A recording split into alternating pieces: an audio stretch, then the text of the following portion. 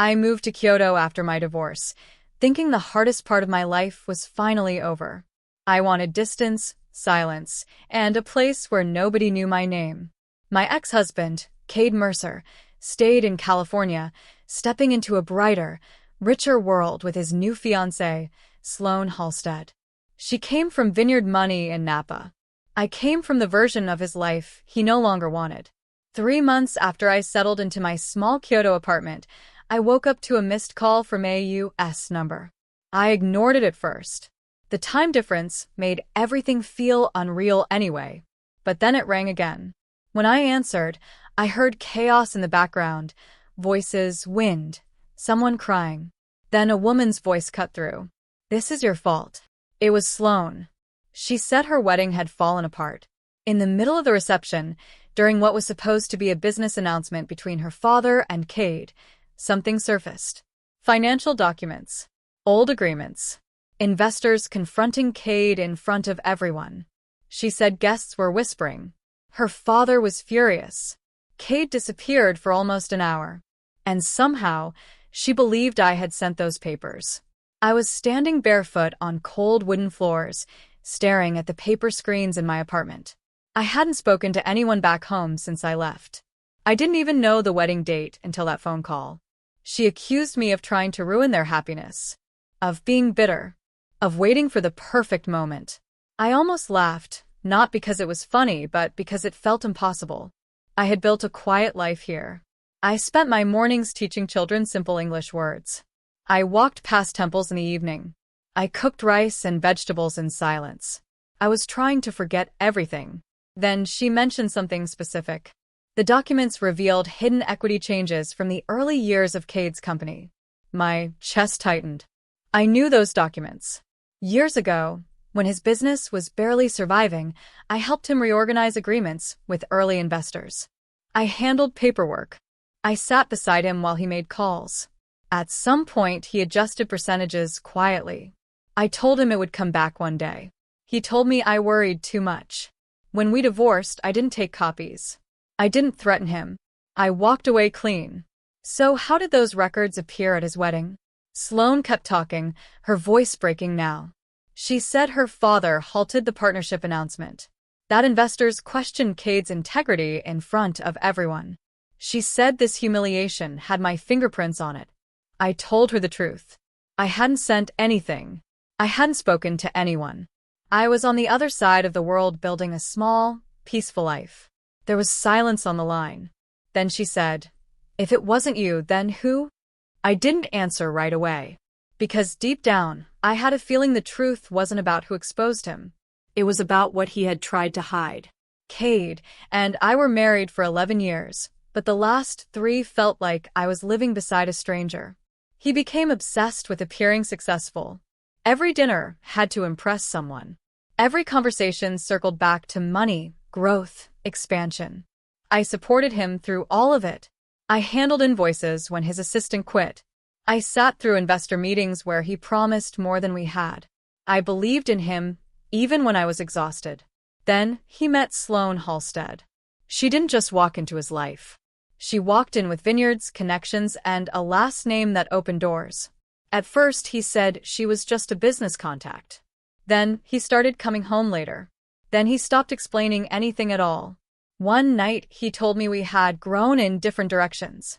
2 weeks later, I was served divorce papers at our kitchen table. What hurt wasn't that he left. It was how he rewrote our history. Mutual acquaintances started treating me differently. I heard through a friend that Cade described me as emotionally unstable. That I held him back. That I never understood his ambition. He made it sound like he escaped something heavy. I didn't defend myself. I didn't argue publicly. I signed the papers and packed quietly. If he needed me to be the villain to justify his new life, I let him. By the time he proposed to Sloane, most people believed his version. That she was his fresh start. That I was a chapter best forgotten. When Sloane called me from Napa, accusing me of sabotage, I realized something important. He must have told her the same story about me. That I was dramatic. That I couldn't let go.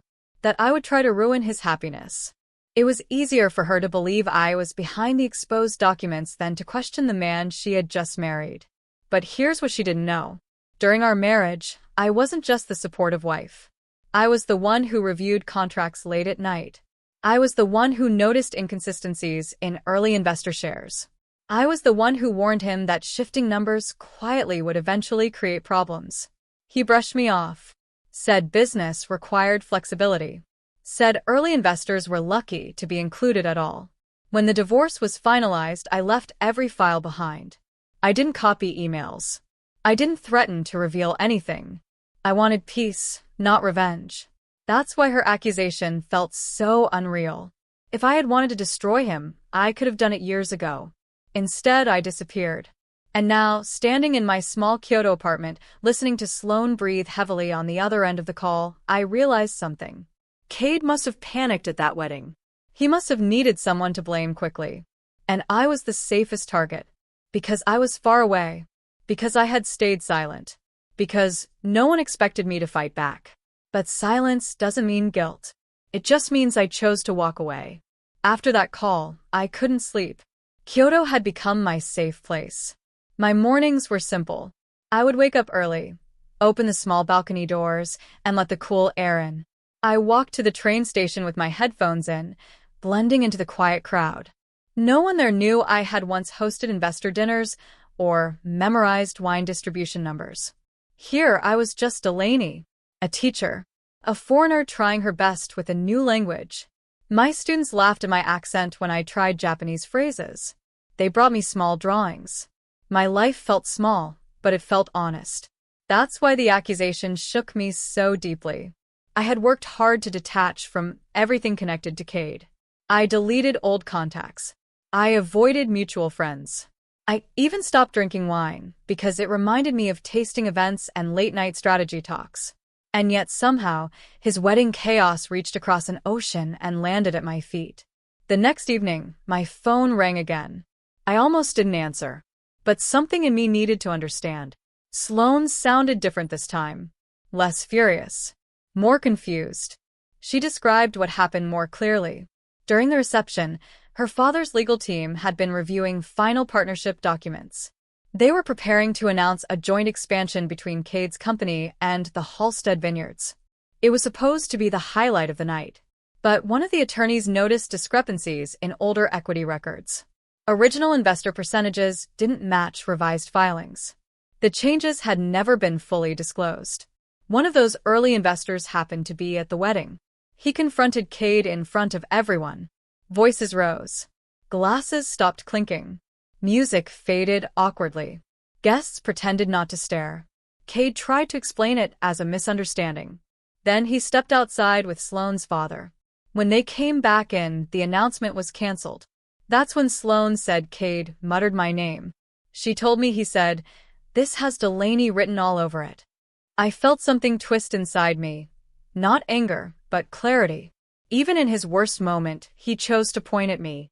Sloane asked me directly, "Did you keep copies of those old agreements?" "No," I told her honestly. "I left everything." There was a long pause. Then she said something quieter. "He told me you were resentful. That you never accepted the divorce." I looked around my tiny apartment. The low table, the folded laundry, the stack of beginner Japanese textbooks. "I moved across the world," I said. "That's not resentment. That's release." She didn't respond right away. For the first time, I think doubt entered her mind. Because the timeline didn't make sense.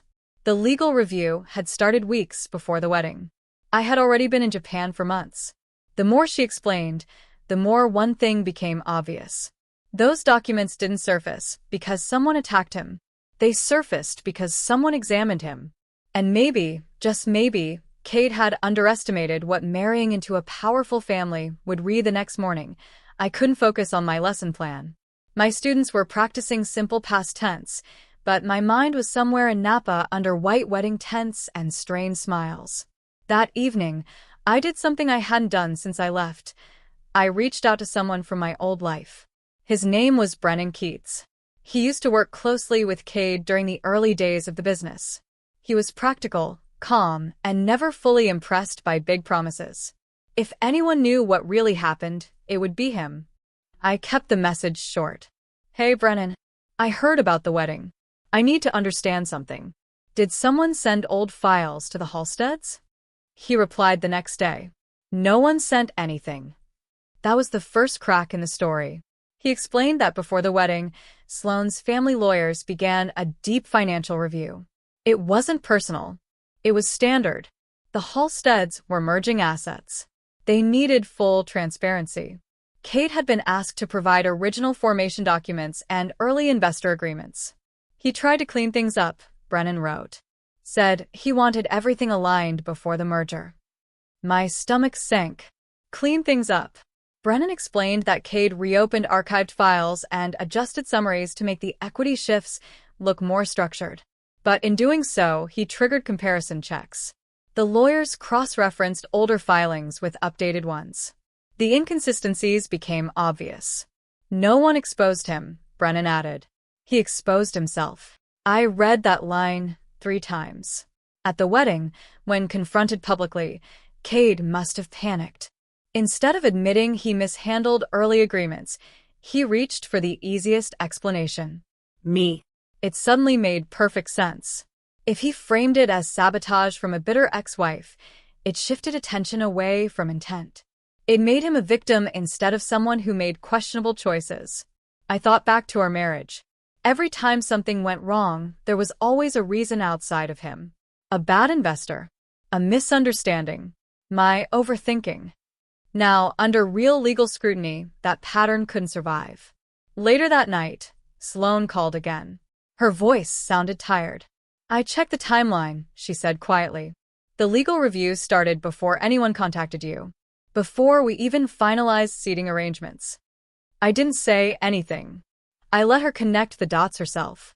He told me you kept copies, she continued. He said you were waiting for the right moment. I didn't need a moment, I replied. If I wanted revenge, I had 11 years to take it. There was no anger in my voice. Just truth. She inhaled slowly. My father postponed the merger indefinitely. That was the real damage. The wedding could recover from embarrassment. But the business alliance? That was power. Money. Expansion. And it was gone. Not because of me. Because Kate underestimated the difference between loyalty and accountability. And for the first time since the divorce, I didn't feel blamed. I felt free. Choir. A week passed before I heard from Sloane again. This time, she didn't accuse me. She didn't raise her voice. She sounded like someone who hadn't slept. I confronted him, she said. She told me she asked Cade directly whether he had blamed me to protect himself. At first, he denied it. He said the timing was suspicious. He said it felt intentional. But when she pushed harder, when she mentioned the document timestamps and the internal legal review, his story began to fall apart. Eventually, he admitted he panicked. He said he didn't know how else to explain the inconsistencies in front of her father. He said using my name was a reflex. Something familiar. Something that would buy him time. A reflex. I sat on the floor of my apartment, my back against the wall, and stared at the ceiling. After 11 years, I had become his reflex scapegoat. Sloane told me the merger was officially suspended. Her father didn't like surprises, and he liked deception even less. Investors were asking questions. 2 of them were reconsidering their involvement altogether. The wedding is technically still valid, she said quietly. But everything else feels unstable. I didn't know what to say to that. I wasn't her enemy. But I wasn't her friend either. We were 2 women standing on opposite sides of the same truth. Then, she said something that surprised me. I believed him about you. There was no anger in her voice. Just realization. I thought you were bitter. That you couldn't let go. It was easier to think that than to question him. I understood that more than I wanted to. When you love someone, you defend the version of them that feels safest. But reality doesn't adjust to comfort. Over the next month, I heard updates through Brennan. The Napa community is small. Word travels quietly but quickly. Cade's reputation took a hit. Not because he committed a crime, but because trust once cracked doesn't fully seal again. Sloane moved out of the house they were supposed to start their life in. Not publicly. Not dramatically. Just distance. And through all of it, I did nothing. I didn't send messages. I didn't defend myself publicly. I didn't correct rumors. For years, I thought revenge meant exposure. It meant confrontation. It meant proving someone wrong loudly. But sitting in my quiet Kyoto apartment, I realized something different. The most powerful thing I ever did was leave. I didn't stay to fight. I didn't stay to beg. And I didn't stay to destroy him. I let him stand on the foundation he built. And when it shifted, it wasn't because I pushed it. It was because it was never stable to begin with. It was early spring when the letter arrived. Not an email. Not a call. A handwritten envelope with American postage, forwarded through my old address, and finally reaching my small mailbox in Kyoto. I recognized the name immediately. Sloane. My hands were steady when I opened it. I don't know why. Maybe because by then I already understood how the story would end. Her handwriting was neat but slightly uneven, like someone trying very hard to stay composed. She wrote that she had left Napa for a while, that she needed space from the noise, from the embarrassment, from the quiet tension that followed the wedding. She didn't describe a dramatic breakup. She didn't describe a screaming match. She described distance. She said she had reviewed everything herself, timelines, filings, emails. She saw clearly that the legal review began long before anyone mentioned my name. She saw that the inconsistencies were internal. And then she wrote the sentence I didn't know I needed. You were never the villain in my story. I'm sorry I needed you to be. I sat with that line for a long time. For months, I had been the convenient explanation for someone else's mistake. The bitter ex-wife. The resentful woman waiting in the shadows. But the truth was quieter than that. I had walked away. Cade lost more than a merger.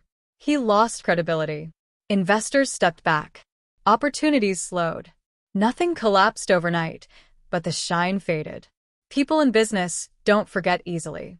And without the partnership with the Halsteads, his expansion plans stalled. I never celebrated that. I didn't feel victorious. What I felt was something softer. Closure. Not because he suffered. Not because the wedding faltered. But because the narrative about me finally cracked. I folded Sloane's letter and placed it inside a drawer beside my bed. Not as a trophy, just as proof. Proof that silence doesn't equal guilt. Proof that walking away isn't weakness. Proof that truth doesn't need help rising. That evening, I stepped outside. Cherry blossoms were beginning to fall, drifting slowly onto the sidewalk like pale confetti. Children ran past me laughing. A couple stood under a tree taking photos. Life kept moving. I realized something simple. I didn't need an apology from Cade. I didn't need him to admit anything publicly. His choices had already spoken louder than any accusation he threw at me. I came to Kyoto to disappear. Instead, I found myself. And somewhere in Napa, under strings of wedding lights that once promised a perfect future, the version of me he tried to blame quietly faded away. Not because I fought.